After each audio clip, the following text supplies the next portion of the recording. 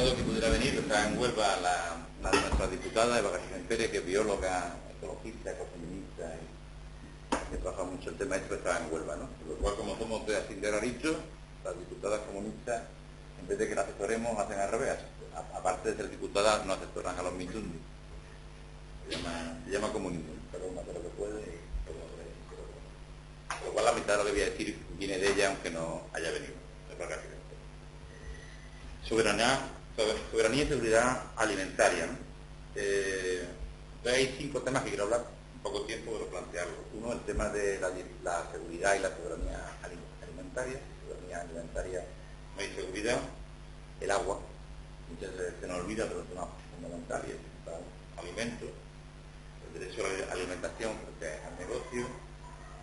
La situación de la emergencia alimentaria en España, cómo se está tratando. El TTIP y el CETA, y propuestas muy concretas. Punto número 1, soberanía, seguridad, ¿no? Cuando me invitaron José Luis, me trajo Ciro Alcántara a venir, me dice, vamos a hablar de seguridad alimentaria. Y digo, hay que hablar de nosotras hablamos de soberanía alimentaria, porque son cosas distintas, aunque también la una y la otra. El primer tema que quería explicar es que es seguridad alimentaria, que es soberanía alimentaria. Y que sin soberanía no hay seguridad. He traído, y lo voy a decir nada más, una definición que yo creo que es de las mejores que he encontrado de seguridad alimentaria, que es del Departamento de Agricultura de los Estados Unidos de América. Los Estados Unidos de América son unos monstruos haciendo declaraciones. Desde 1789 hicieron la declaración de los derechos de los ciudadanos. En hacer declaraciones nos barren a todos. Otra cosa aplicarla, la única que aplican es la del derecho a la tenencia de armas, o sea, tienen más dificultades. Entonces dice el Departamento de Agricultura de los Estados Unidos que la seguridad alimentaria existe cuando todas las personas tienen acceso en todo momento, físico, social y económico, a alimentos suficientes, seguros y nutritivos para cubrir sus necesidades nutricionales y las preferencias culturales para una vida sana y activa, ¿no? Porque la seguridad alimentaria de un hogar significa que todos sus miembros tienen acceso en todo momento a suficientes alimentos para una vida activa y saludable. La seguridad alimentaria incluye al menos 1. La inmediata disponibilidad de alimentos nutritivamente adecuados y seguros. 2. La habilidad asegurada para disponer de dichos alimentos de forma sostenida y de manera socialmente aceptable. Esto es sin necesidad de depender de suministro alimenticio de emergencia, sin depender de eso. Ni hurgar en la basura, ni robar, ni utilizar otras estrategias de afrontamiento. Eso es lo que dice el Departamento de Agricultura de los Estados Unidos. Llegué a tener el paraíso, o a hacer es la declaración del Departamento de Agricultura. Diferencia entre seguridad y soberanía alimentaria. La seguridad alimentaria se refiere a garantizar simplemente el aprovisionamiento. Aunque eso es el concepto general, aunque como veis el Departamento de Agricultura de Estados Unidos tiene un concepto un poquito más amplio. En cambio, la soberanía alimentaria, que además se suele referir generalmente no a las personas, sino a los pueblos y a los colectivos, se refiere no al aprovisionamiento, sino a la capacidad de decisión. Que tú puedas no solamente comer y comer de una forma suficiente, sino que tengas la capacidad de decidir qué comes, cómo lo comes y cómo se organiza. Igualmente os paso una definición de soberanía alimentaria, que yo creo que es de las mejores, que es la que se estableció en el Foro Internacional sobre Soberanía Alimentaria en 2007. La soberanía alimentaria es el derecho de los pueblos a alimentos nutritivos y culturalmente adecuados, accesibles, producidos de forma sostenible y ecológica. Su derecho a decidir su propio sistema alimenticio y productivo. Esto pone a aquellos que producen, distribuyen y consumen alimentos en el corazón de los sistemas y políticas alimentarias, por encima de las exigencias de los mercados y de las empresas. Defiende los intereses e incluye a las futuras generaciones. La soberanía alimentaria da prioridad a las economías locales y a los mercados locales y nacionales, y otorga el poder a los campesinos y campesinas y a la agricultura familiar, la pesca artesanal, el pastoreo tradicional, y coloca la producción alimentaria, la distribución y el consumo sobre la base de la sostenibilidad ambiental, social social y económica. La soberanía alimentaria supone nuevas relaciones sociales libres de opresión y desigualdades entre los hombres y las mujeres, pueblos, grupos raciales, clases sociales y generaciones. Esto es lo que se establece además en un marco general gubernamental. Como bien sabía, a nivel internacional, las declaraciones, como son gratis, son preciosas. Otra cosa es un elemento fundamental para que la tengamos. Sin soberanía alimentaria no hay seguridad. Sin capacidad de decidir qué comes, cómo lo produces, no existe, porque depende del precio fundamental. Por tanto, serían términos equivalentes, pero para calificarlo nos gusta a nosotras usar el término de soberanía y seguridad alimentaria. Hay un tema que se nos olvida fundamental, que el primer tema es el agua. Y ahí estamos en lo mismo, el agua como derecho humano fundamental o el agua como mercancía. Es lo mismo, las Naciones Unidas, el 28 de julio de 2010, declararon que se reconoció que el derecho humano al agua y al saneamiento como derecho universal, la declaración de todos los países. A partir de ahí, ¿qué nos encontramos? Que además se exhorta a los países a poner la medida para asegurar ese derecho al agua. Pero ante esto la práctica real es que cada vez más, tanto el consumo de agua embotellada como la distribución, el saneamiento, no tanto en nuestros países, sino en los países de desarrollo. Yo soy cooperante, me dedico a la cooperación internacional, como profesión, paro. Ahora, se dan tortas por los proyectos de desarrollo y de saneamiento para controlar la grande empresa. La opción que tienen es la de convertir el agua en mercancía, en ley y todo, pues dicen, no, esto es una mercancía, no, entonces hay un elemento, y la primera propuesta que vamos a plantear, que es que los humanos por nacer tienen derecho al agua.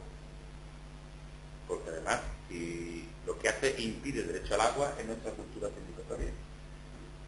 Si viviéramos naturalmente, todo el mundo bebería agua, ¿no? Por tanto, todo el mundo tiene derecho a un mínimo vital de agua.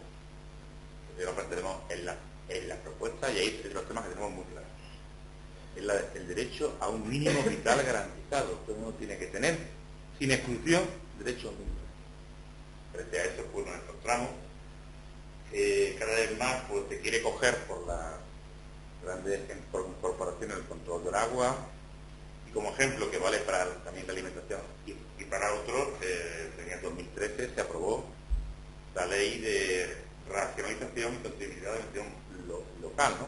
Con ese nombre lo que se aprobó es una política que plantea junto al artículo 135 un montón de barbaridades. Y es que siempre que haya una capacidad económica productiva de algo, prima sobre el servicio público. Por tanto, pone dificultad al ayuntamiento para poder suministrar o gestionar el agua y la entrega del agua a empresas privadas, ¿no? En esto y en el resto de los servicios públicos. Por lo tanto, el derecho al agua se trae como derecho y se convierte en una mercancía con los riesgos que eso tiene. La situación de la tierra, ¿no? Y el acceso y la producción de alimentos. Hay un tema fundamental en lo que nosotros entendemos que es necesaria para la soberanía y la seguridad alimentaria, que es la agricultura de proximidad. Voy a poner un ejemplo. Si tú compras un pan ecológico centeno alemán, eso no es ecológico, eso es mentira. Esto estará en un supermercado ecológico fino y es una mentira.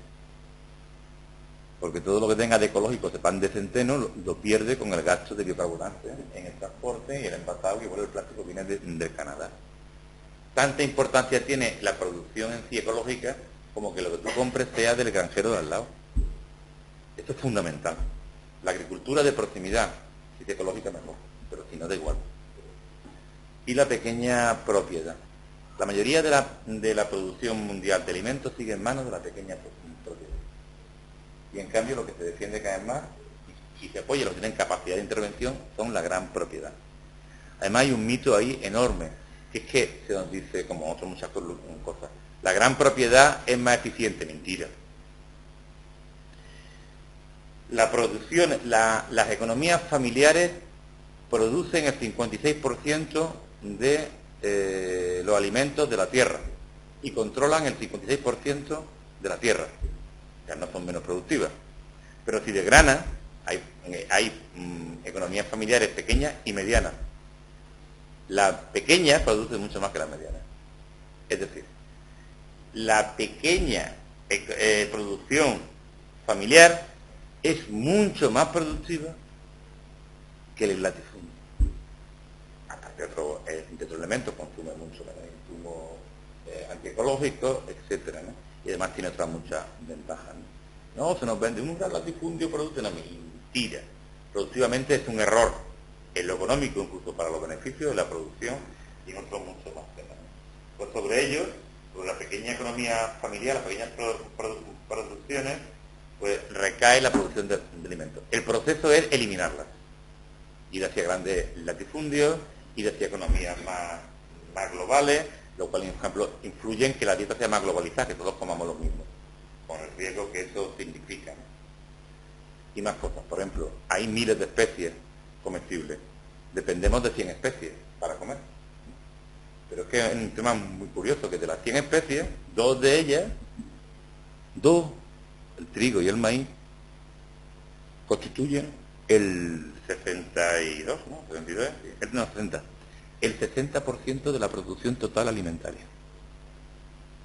Es decir, trigo y maíz es el 60% de toda la producción alimentaria. El maíz es 100% transgénico, el trigo la gran mayoría. El maíz tiene una sola variedad mundial, que es más segura, ¿no? Más segura hasta que le entre algo, ¿no? Cuando le entre algo le entra toda. Hay un ejemplo que es la Revolución Verde India, no sé si la conocéis, en la que se le dio a los campesinos un aroma resistente. Y los campesinos pues la tomaron y durante un año comieron más y mejor, produjeron más, hasta que a ese arroz le entró mira, todos se murieron de hambre, ¿no? Y eso es lo que nos puede ocurrir. Si el trigo o el maíz, fundamentalmente el maíz, que más, y no solo la variedad transgénica, el trigo tiene más, le entra algo nuevo y le puede entrar, que además es mentira que eso sea puro, eso está mantenido más con lo que llaman los agrotóxicos y con más temas, son muertos. No, son muertos aquí no, pero en la India sí. Es que esa situación y el problema transgénico que luego hablaremos, ¿no? El no depender de la economía local, el no diversificar, tener muchos tipos de tomate, de trigo, de maíz, nos lleva a una producción que hoy es más comer y mañana es más hambre. Y es un problema. Uno de los ejemplos de la gente que defendemos esto es el movimiento de los trabajadores en tierra de Brasil. En tierra de Brasil, cuando ocupan tierra, usan trigo, usan maíz transgénico, porque tienen que comer mañana. Y eso es un problema, que por el comer mañana estamos poniendo en riesgo comer siempre. Y como siempre, para variar, hay un problema grave con el tema de la mujer. Esto se agrava para las mujeres. Las mujeres significan la gran mayoría de las productoras de alimentos. Es muy importante en el primer mundo y en el tercer mundo son la gran mayoría. Pero lo hacen desreguladas y sin propiedad. En España no es tan grave, pero es muy parecido. En España la mayoría de las mujeres que gestionan la tierra no son propietarias. Y en el 2011 se hizo una ley, no sé si conocéis, de titularidad compartida de la tierra, que permite que se puedan compartir y sean copropietarios, que iba a implementar medidas de apoyo para que esto se hiciera. Como no hay medidas, así una ley, pues no ha servido para nada. Esta ley se implantó en el 2011. ¿Sabéis cuántas mujeres del 2011 han pedido, cuando hay cientos de miles, la cotitularidad? 200. Sí. Tengo el dato, tengo otro año, de 2013 en Andalucía, ¿no? Que es donde más mujeres hay, podrían pedirlo. ¿Sabéis cuántas mujeres hay en Andalucía? Ya han pedido en el 2013 la cotitularidad. 0 patatillas. ¿Por qué? Porque estamos en crisis. Y la cotitularidad vale dinero. Y estas mujeres llevan todavía trabajando y son prácticas. ¿Qué van a hacer ahora? ¿Pedir la titularidad y gastarse un montón de euros que no tienen? Pues no lo hacen. Entonces, pues, podrás poner en marcha una ley, pero no vale para nada. Esto es lo que está ocurriendo y, como siempre, pues todo esto es muy grave y son las mujeres las que lo viven. Y hay un tema fundamental para trabajar y asegurar la soberanía alimentaria. O somos ecofeministas, un ecofeminismo crítico y claro, y visibilizamos tanto la naturaleza como las mujeres, como en todas las luchas, sin tener la perspectiva de género muy clara, esta lucha no va dirigida en buena dirección. Voy a ir resumiendo la emergencia alimentaria en España. O sea, cómo cubre no los problemas a largo plazo, sino la gente que no tiene alimento ahora. En España, como en otros lugares, había un problema. Hasta que estalló la crisis, la necesidad de reparto de alimentos, la emergencia alimentaria era muy residual. Eran algunos grupos muy excluidos o algunos casos individuales. Estaban los servicios sociales y luego estaba Cáritas, Cruz Roja, daban de comer a los pobres, esos que van andando mal vestidos, ya son tontos, y ya está, arreglado. Pero de repente llega la crisis y hay importantes sectores de la población que se convierten en excluidos sociales. Y es más, aparece una figura que no existía en Europa, ni en España, pero existía en los Estados Unidos, que es la gente que no está excluida socialmente, está incluida, que trabaja y que es pobre. Hace unos años no había pobres en este país que trabajaran, o trabajaba, ahora es pobre. Ahora no, ahora hay pobres que trabajan. Lo cual es un suplicio, ¿no? O por lo menos eres pobre, no trabajas, no eres pobre y trabajas. Eso existe ahora en España. Va luego gente que no es pobre, que trabaja, pero tiene que pagar la hipoteca, como dice la Cospedal, fondo del PP, ¿no? Gente sana que paga la hipoteca y no come, ¿no? Vamos a dar un ejemplo. Entonces, pues no comen, la buena gente tampoco, lo que pagarle la hipoteca, no como los rojos que no pagamos la hipoteca que como antes. Hay un montón de gente que necesita comer. ¿Qué se ha hecho? El modelo hay que cambiarlo. Bueno, se ha cambiado. Primero, con la crisis ha habido recortes, con lo cual hay menos dinero para inclusión social. En el mejor de los casos no se ha rebajado. Ni más dinero. Y antes había 40.000 personas que querían comer y ahora hay 1 millón de personas que te piden comer. ¿Qué ha hecho el Estado? Nada. Y ese es el primer problema que hay, porque garantizar la alimentación a la gente es una obligación del Estado, no de la parroquia ni de la asociación. Y es el Estado quien tiene que garantizarlo. Y no se hace. Y algo más grave, es que el inicio, no de muchas, que ahora hay muchas distintas, pero de las grandes distribuidoras o repartidoras privadas de alimentos, la base, ahora no es la mayoría, pero es la base inicial de los alimentos que suministraban, es pública, proviene de la PAC, de la Política Agraria Común, de los remanentes agrícolas, de los precios de garantía y otras subvenciones. Ese paquete se distribuía a 2 entidades, Cruz Roja y Cáritas. Cáritas que funciona bastante bien, en el tema este error. Desgraciadamente, porque Cáritas, mi entender, sobre todo, tiene mucha absorbencia. Y desgraciadamente, y esto es un problema, quien cogió la gestión de Cáritas fue el OPD, constituyendo lo que conocéis como los bancos de alimentos. Los bancos de alimentos están controlados por el OPD, los legionarios de Cristo y otros grupos peores. Es un estudio hace 2 años sobre la composición de la Junta Directiva. Alguna mala gente, pero bueno, el OPD y Legiones de Cristo, por lo que eso significa. Por lo cual el sistema que nos voy a desarrollar es que el Estado da a Cruz Roja y al Banco de Alimentos, a Abandon Plata, Opus Dei y Legión de Cristo, la extrema derecha, la gestión de la provisión de alimentos a miles de colectivos que distribuyen. Eso crea un problema. Crea varios problemas generales, aunque fueran buena gente.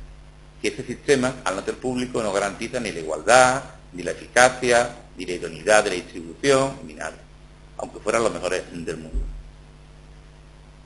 Y en segundo lugar, quien controla y tiene más medios es bancos de alimentos. ¿No? Y en la política de bancos de alimentos, los bancos de alimentos que hay uno en el campo, ¿cierto?, es poco a poco ir darle a Cruz Roja a los privados y quedarse ellos con los preciosos.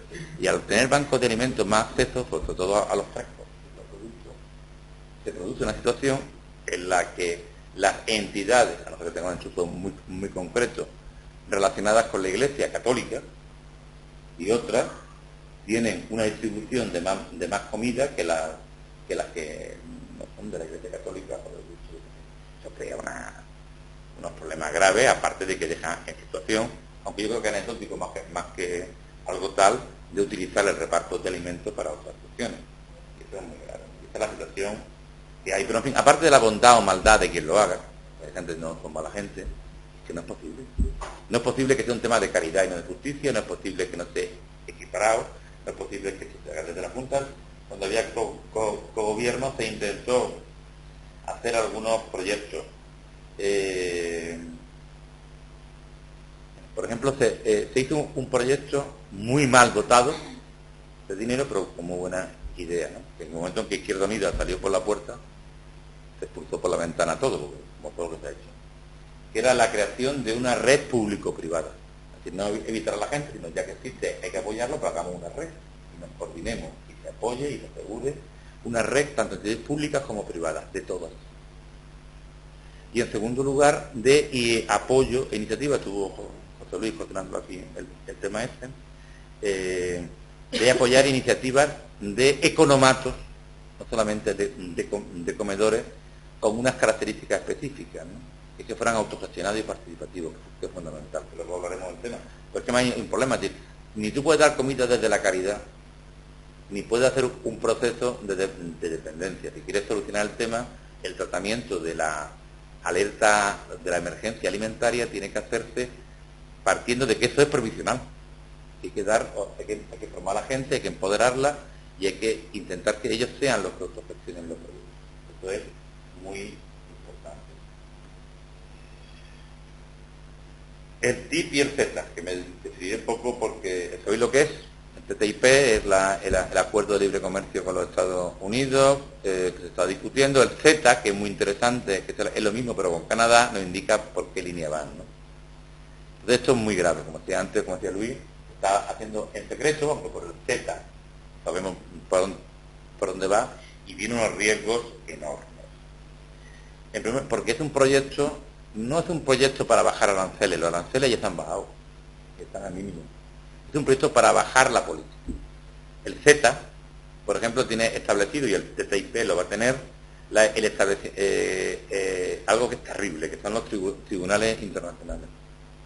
Entonces, cualquier corporación, como un pequeño agricultor de Luisiana o Oklahoma, un Oki, no va a ir contra el gobierno de España, pero una gran corporación, puede reclamar a un gobierno que su legislación le impide el libre comercio y obligar al gobierno a que cambie la legislación. Con lo cual la producción alimentaria, la producción, el control del agua, la gestión, no va a responder a principios de bienestar social, sino va a responder al principio del beneficio de las grandes corporaciones. El TTIP y el Z significan la ruptura de la capacidad de la soberanía de los pueblos para decidir. Significa poner en manos de las grandes corporaciones y significa la rebaja a la baja de todo. Porque si tú quieres normalizar el comercio internacional entre los Estados Unidos y en Europa, me da igual discutir sobre si en Europa hay más garantías o en los Estados Unidos hay más. En unos lo hay más en Estados Unidos y en otros lo hay más en Europa. Pero cuando tú normalizas el libre comercio, lo normalizas a la baja. Con lo cual, cuando el TTIP se apruebe, si se aprueba, que esperemos que no, significará que la legislación mínima que habrá en los Estados Unidos y en Europa será la más baja de ambos lugares. Entonces, ¿cuál es peor esta? Pues así es como se normaliza, porque ningún país, ni Europa va a exigir que se le impongan más medidas, ni los Estados Unidos.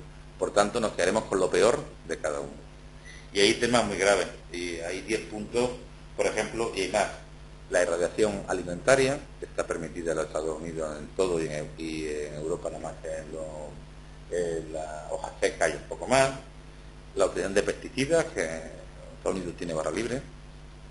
Los transgénicos y patentes y sus agrotóxicos. El problema de los transgénicos, más que el tema de medicina, que no voy a entrar, si es bueno o malo, medicamentos y tal, es el problema de que los transgénicos te hacen depender de un grupo muy pequeño, de grandes empresas que controlan las semillas. Es una barbaridad.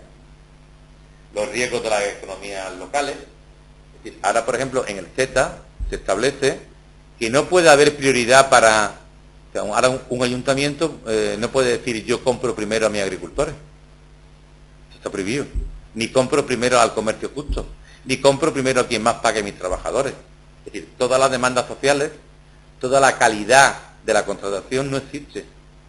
No existe. Eso es lo que quiere mucha gente aquí.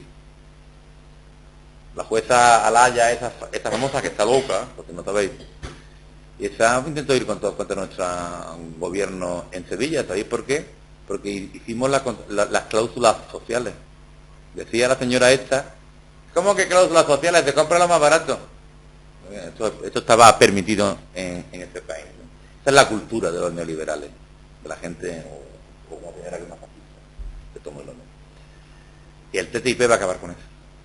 Se acabó de decir en una tabla de baremación pública que un mejor contrato vale, que ser economía local vale, que ser comercio justo vale.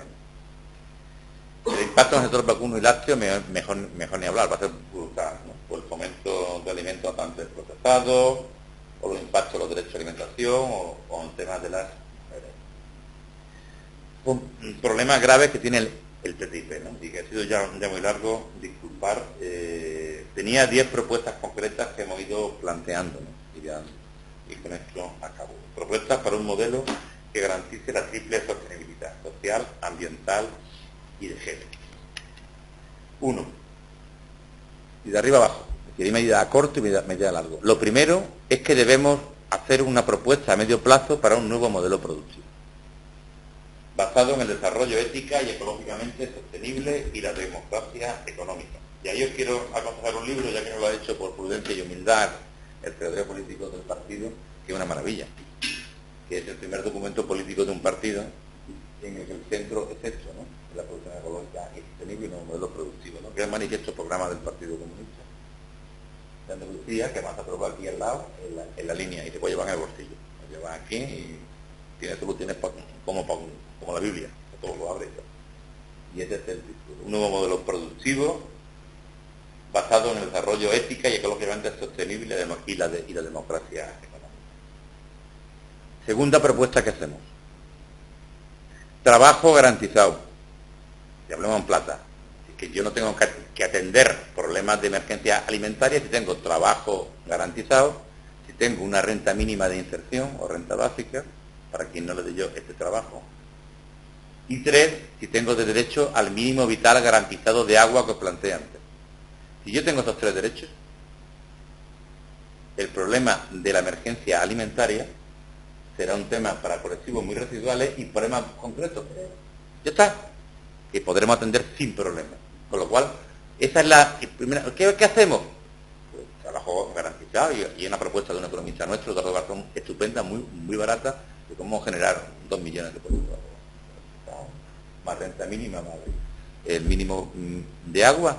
No, creo que lo calculé y es 4 veces más barato de lo que hemos pagado a los bancos para el rescate. Es decir, con la cuarta parte que hemos pagado para los bancos tenemos trabajo garantizado, renta mínima y tenemos el derecho a un mínimo de agua.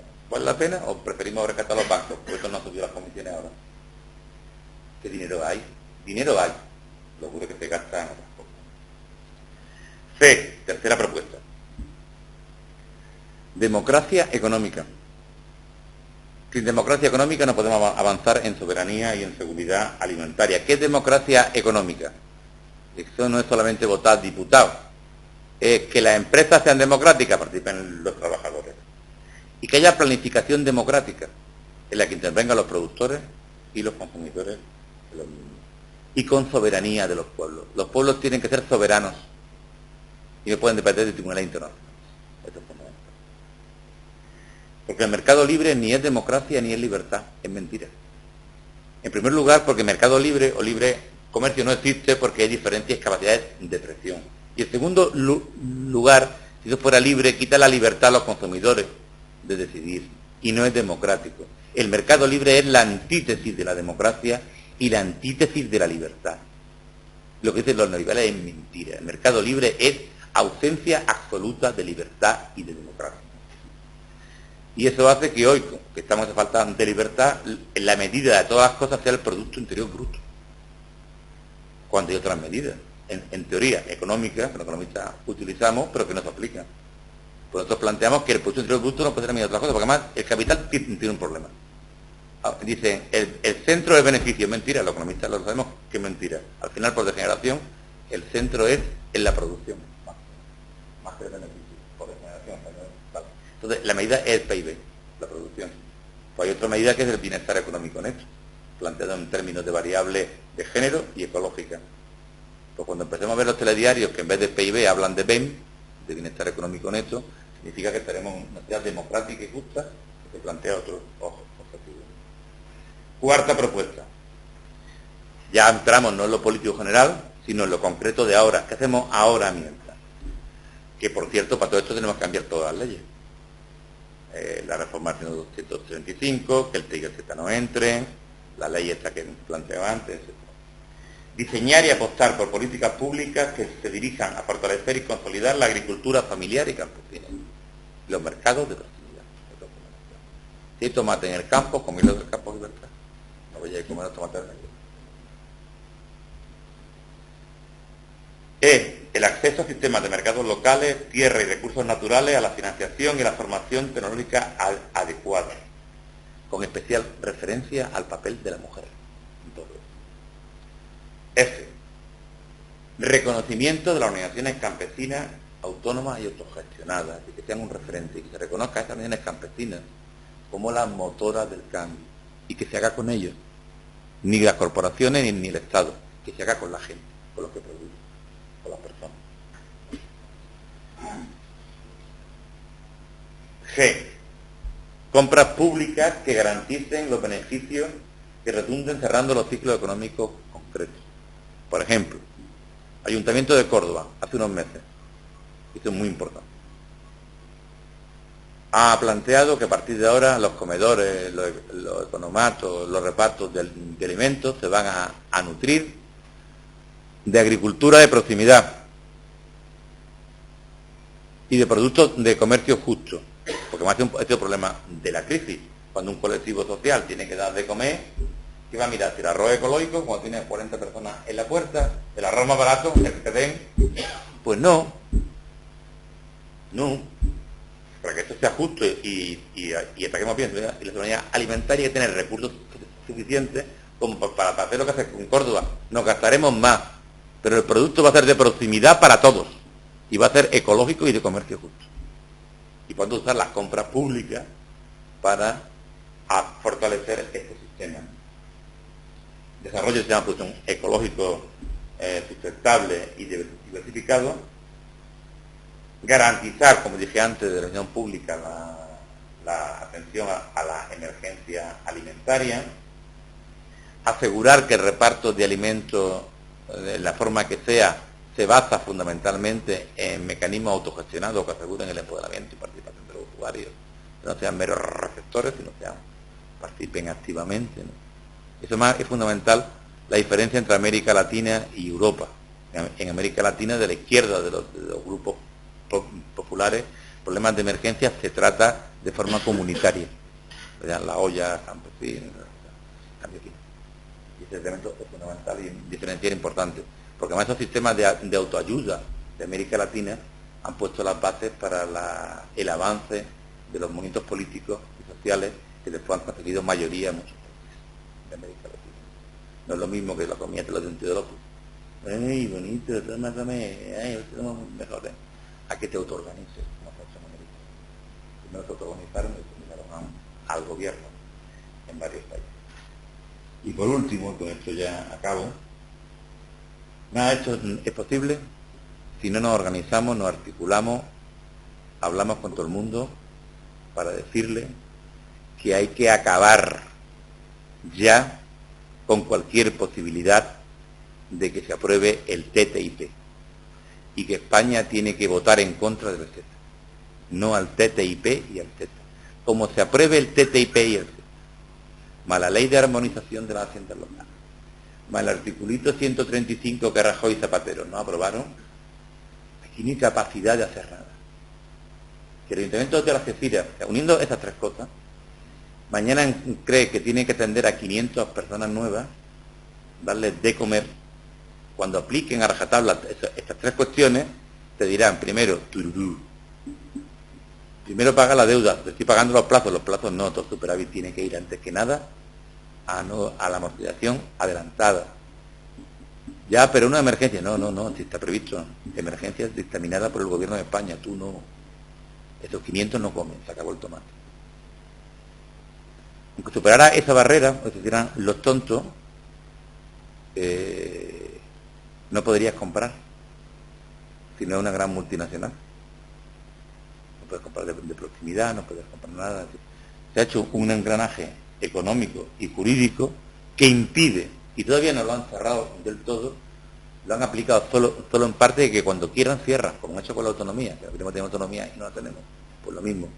Están presionando, pero cuando quieran hacen casi las 3 leyes y no puedes hacer absolutamente nada más que darle dinero a los bancos y pagar deuda.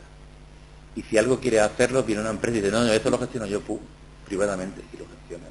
Esto es fundamental. Revertir a 135, liquidar la ley de normalización de las haciendas locales y impedir la entrada del TTIP y del CETA. ¿Simular algo? Sí, ¿no? Pues muchas gracias.